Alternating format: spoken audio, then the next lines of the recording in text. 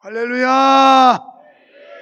한사람씨, 내 집을 안효는 없고 한 번도 내가 상기하자 하면 여러분 6.25 1부 2부에 때는 안 했는데 지금 하고 싶어. 상기하자! 우리 민족은 36년 동안 자유를 뺏기고 그 자유를 지키기 위해서 또 찾기 위해서 엄청난 대가를 지불했고, 그러면서 이 자유가 얼마나 소중하고 중요한 것을 뼈저리게 경험한 민족이 우리 한국 민족입니다.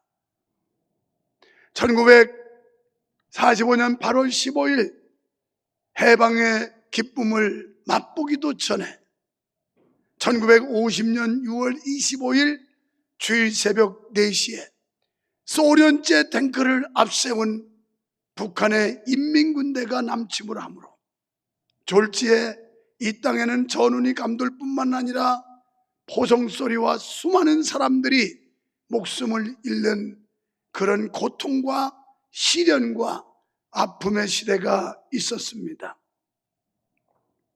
여러분, 이 6.25 전쟁, 피전쟁했는데 한민족의 역사를 돌려놓았고 국군과 유엔군은 물론 민간인을 비롯해 백수십만 명이 인명 목숨을 잃었습니다. 그리고 수많은 전쟁 포로와 고아가 생겼습니다. 여러분, 내가 이 설교를 2주 전에 준비해 놨지만 가만히 묵상하며 여러 가지 조사를 찾아보니 일제 36년 때 기독교인들은 물론 창씨개명하고 자유를 억압당한 사실이지만 기독교인들이 신사참배를 거부함으로 순교당했고 3.1 독립만세를 부르다가 처형은 받았지만 저 북한의 인민군처럼 예수 믿는다는 것 때문에 학살을 하고 우리를 목숨을 앗아가지는 않았어요. 어쩌면 역사적으로 볼 때 36년 동안 우리가 기독교인들이 잃은 생명보다 3년 동안에 6.25 전쟁에 북괴군 인민군한테 뺏긴 생명이 훨씬 많습니다. 전라남도 영광에 가면 염산교회라고 있습니다. 이 교회 가면 여러분, 인민군이 와서 그 교회 성도들을 어떻게 처참하게 처형했는지 생생하게 자료와 정보를 볼 수 있습니다.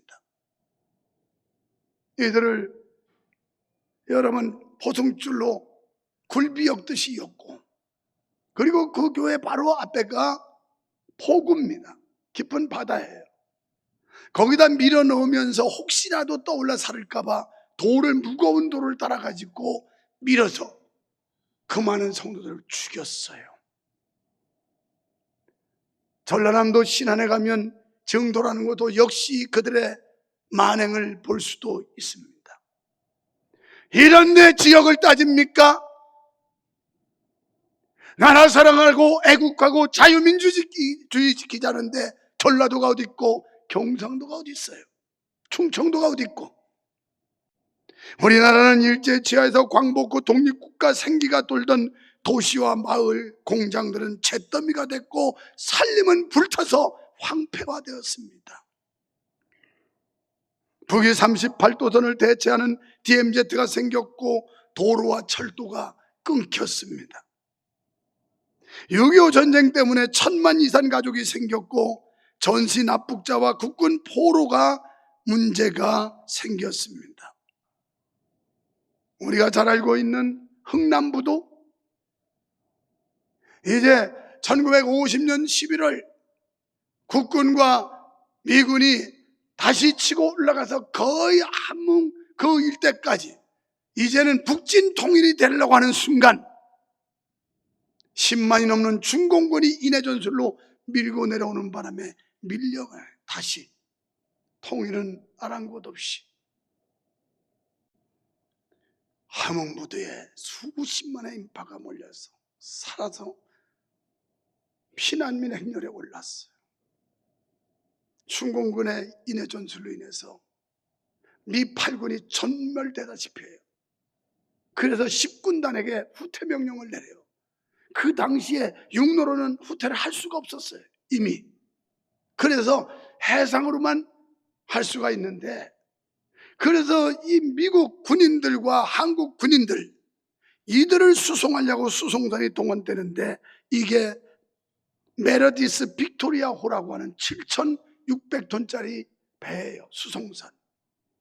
이 배가 원래 군수물자를 싣고 기름을 싣고 흥남부두에 내리려다가 워낙 긴박하니까 도로부산에 가서 기름을 내리는데 다 내리지를 못하고 너무 시간이 촉박하니까 기름을 실은 채로 올라가요.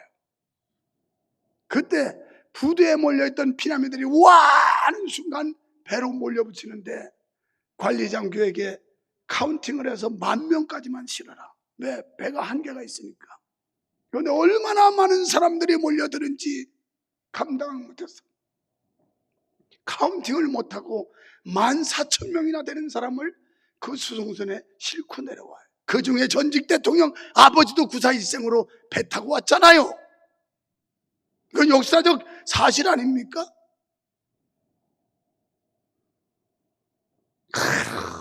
아우성을 치고 아버지는 배 타고 가는데 자식은 못 갔고 자식 먼저 태워서 월남을 시키고 이런 아수라장이 됐던 흥남부두 메아리 고개에서 피랍이 돼서 이제는 납북당하는 사람들, 남편 가는 걸 거기서 마지막 이별을 하면서 단장에 메아리 고개가 나온 겁니다. 이런 역사적 사실과 증거를 가진 우리가 어찌 찾은 자유민주주의 대한민국을 사랑하지 않을 수가 있으며 이 자유를 어떻게 포기할 수 있단 말입니까? 일제 36년 6.25 전쟁을 거쳤던 세대들은 이슬처럼 사라지고 있어요. 그나마 전후 직전 세대인 나 같은 사람들, 이것도 점점 늙어서 사라지고 있어요. 민족의 비극이 아닐 수가 없어요. 그리고 무엇보다도 2,500만 북한 동포들이 김씨 왕조의 노예에 굴려서 벗어나지 못하고 있다는 겁니다.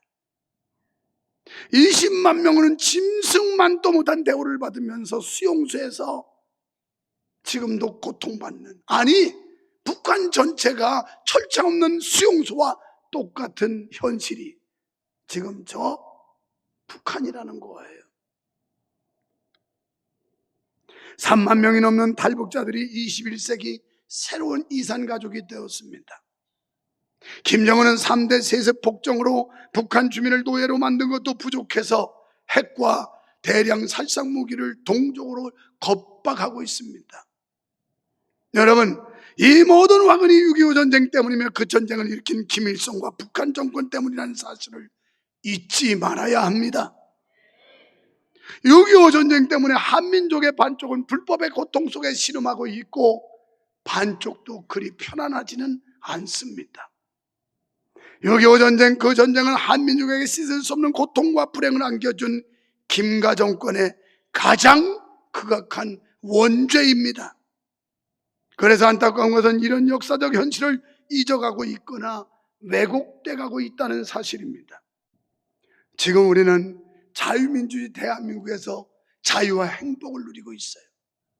적금나무들 새싹들이 뭘 알겠어요. 그냥 태어나 보니까 이렇게 자유롭고 이렇게 부강하고 좋은 나라지 뭐, 이것만 알지 과거의 그 아픈 역사, 고통의 역사를 쟤들이 알겠느냐고요. 하나님의 놀라운 축복과 은혜로 빼앗겼던 자유를 다시 찾았습니다. 6.25 전쟁 시 풍전등화 같은 우리나라의 유엔군의 도움으로 이 나라 자유를 지킬 수 있었습니다. 그런데 안타깝게도 우리나라 국민 중에는 만용과 남용에 빠져 있는 자들이 너무나 많다는 겁니다. 이 설교를 준비해놓고 사전을 찾아보았습니다. 만용과 남용이 뭔지에 대해서. 만용은 사리를 분별하지 않고 날뛰는 용맹, 지금 이 나라 그런 자들이 판을 치고 있어요. 남용, 일정한 기준이나 한도를 넘어서 마구 쓰는 것, 자유하면서 자유를 남용하고 있어요. 이 땅에, 이 백성이. 혼나는 거 아니에요? 정신 차리자는 거예요. 이런 설교 아무 교회에서는 쉽게 듣지 못해요. 아마 한국교회 강단에서 6.25를 맞을 때마다 이렇게 외친다면 1,000만 기독교인만 바른 생각, 바른 정신 가져도 이 나라가 이 지경은 안 됐을 거예요. 목사들도 몸살이고 교회도 좌파가 많으니까 교인들 떠날까봐 벌벌 먹고 벌벌벌 떨고 이러다 보니까 전부 몸살이고 바른 메시지를 전하지 않는 게 문제예요. 여러분, 목사 잘 만났어요. 교회 잘 만났어요. 나도 여러분 잘 만났어요.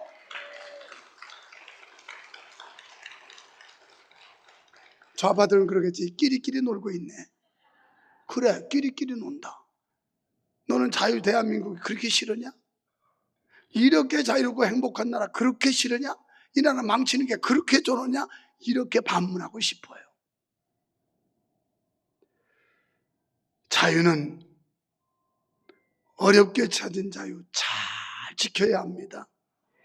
지금 우리나라에는 이 아름다운 자유 대한민국을 북한에 갖다 바치려는 세력들이 날뛰고 있어요. 자유는 얻었을 때 잘 지켜야 합니다. 경험했잖아요. 우리는 역사적으로 잃어버린 자유를 다시 찾는 일이 얼마나 힘든다는 걸 뼈저리게 경험한 우리의 조상들, 우리나라 역사 아닙니까? 자유는 말로만 지켜지지 않아요. 힘으로 지키는 거예요. 내가 상대보다 강하면 못 덤벼요. 우습게 보이니까 덤비는 거예요. 힘으로 지키는 겁니다. 자유는 말로만 지켜지지 않습니다. 힘으로 지켜야 됩니다. 김정은이가 말한다고 핵폐기하고 미사일 축소할 것 같으면 벌써 그렇게 했을 겁니다. 이제 우리 국민들은 냉정을 찾아야 합니다. 환상에서 깨어나야 합니다. 이 역사적 사실을 후대에게 전해주어야 합니다. 그리고 나라를 위해 기도해야 합니다. 시편 94편 9절에 귀를 지으시니가 듣지 아니하시랴 눈을 만드시니가 보지 아니하시랴. 우리가 기도하면 눈을 지으시니가 보고 귀를 지으시니가 듣는다는 거예요. 자, 그러면 예레미야 18장 7절을 봅시다. 내가 어느 민족이나 국가를 뽑거나 부수거나 멸하려 할 때 아멘. 하나님이 어느 민족이나 국가나 뽑기도 하지만 부수고 멸하기도 한다는 거예요. 우리가 정신 차리고 하나님 앞에 바로 서지 않으면 하나님이 이 나라도 부수고 멸할 수 있다는 거예요. 자유는 소중하고 귀한 것인 반면에 책임이 따릅니다. 잘못 사용하면 많은 사람에게 고통을 준다는 것이 본문의 교훈이에요. 사랑하는 성도 여러분, 우리의 자유는 그리스도께서 주셨습니다. 그래서 요한복음 8장 36절에서 그러므로 아들이 너희를 자유롭게 하면 너희가 참으로 자유로우리라. 8장 32절에 진리를 알지니 진리가 너희를 자유롭게 하리라. 예수 그리스도께서 우리에게 자유를 주신 줄 믿습니다. 이것은 정치적인 자유라든가 경제적인 자유라든가 질병이나 고통으로부터의 자유를 의미하는 게 아닙니다. 죄로부터의 자유, 사망으로부터의 자유, 마귀 권세로부터의 자유가 그리스도께서 우리에게 주신 자유요, 참 자유인 줄 믿으시면 아멘 합시다. 그런데 김정은의 북한 정권이 우리 자유를 뺏으려고 호시탐탐 노리듯이 지금 우리의 대적 사탄 마귀는 우리의 영혼을 갈취하고 우리의 자유를 뺏어가려고 호시탐탐 노리고 있다는 겁니다. 정치, 문화, 교육 등을 통해서 가진 방법을 다 쓰고 있습니다. 두 번째, 우리가 얻은 자유는 은혜로 얻었어요. 6.25 때도 군사력으로 본 이 나라 없어졌어요. 사라졌어요. 자유민주주의. 그런데 16개국의 유엔군이 결성이 되면서 이들이 이 나라를 대신 지켜준 거예요. 자기 목숨 잃어가면서. 우리도 죽어야 되는데 예수 그리스도께서 대신 십자가에 피 흘려 죽으심으로 그분의 공로로 죄사함 받고 하나님의 자녀가 되는 길을 열어주셨고 영생을 우리에게 선물로 주신 줄 믿습니다. 오늘 사도 바울은 말해요. 율법에서 나는 할례를 행함으로 우리가 그대로 따라갔다면 나도 핍박받지 않았을 것이다. 그런데 할례로 받는 게 아니라 은혜로 구원받는다는 걸 강조했더니 내가 이렇게 핍박받지 않느냐. 이 말은 뭘까요? 우리가 적당히 타협하고 대충 믿으면 쉬워요. 그러나 올곧게 믿음 안에 바로 살려면 그만큼 어려워지는 거예요. 신앙은 타협하면 아주 쉽습니다. 그러나 타협하지 않고 올곧게 하나님이 주신 이 거룩한 진리를 지키고 하나님의 말씀 안에 살려고 하면 엄청 힘들어요. 반대, 핍박, 도전. 그래서 오늘도 말씀을 하고 있어요.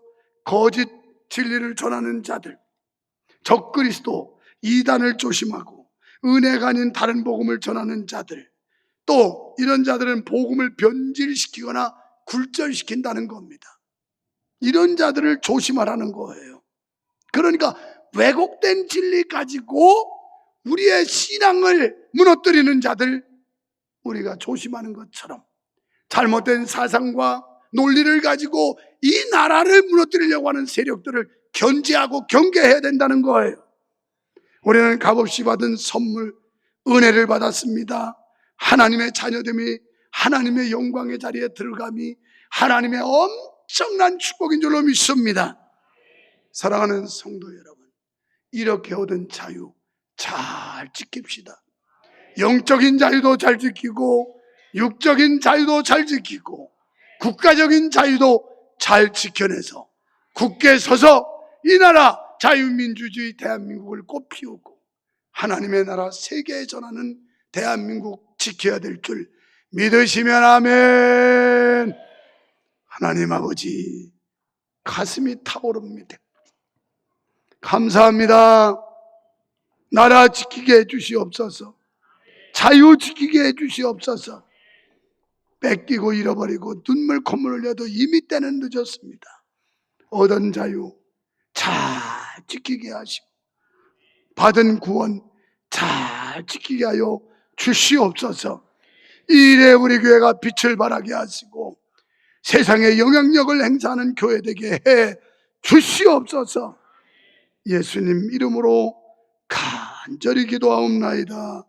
아멘.